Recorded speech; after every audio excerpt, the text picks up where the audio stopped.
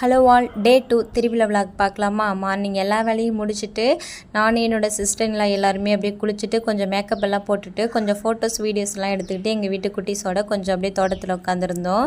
அதுக்கப்புறம் மோள சவுண்டெல்லாம் கேட்டதும் சாமி நம்ம தெருவுக்கு வந்துருச்சுன்னு சொல்லிட்டு பாப்பா அப்படியே வந்து நிறைய டான்ஸ் எல்லாம் ஆரம்பிச்சிட்டா.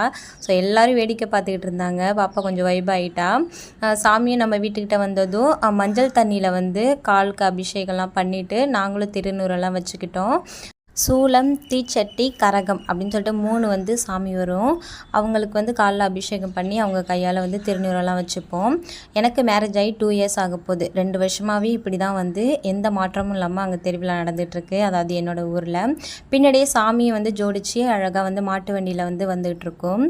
அதில் வந்து நம்ம மாவிளக்கு போடுறவங்க, அர்ச்சனை பண்ணுறவங்க அவங்களாம் வந்து அர்ச்சனை பண்ணிக்கலாம். நாங்கள் மாவிளக்கு போட்டு அர்ச்சனைலாம் பண்ணியிருந்தோம். அர்ச்சனை பண்ணதே என்கிட்ட கொடுத்தாங்க. நானும் வீட்டுக்குள்ளே எடுத்துகிட்டு போயிட்டேன். நைட்டுக்கு நாடகம் இருக்குது.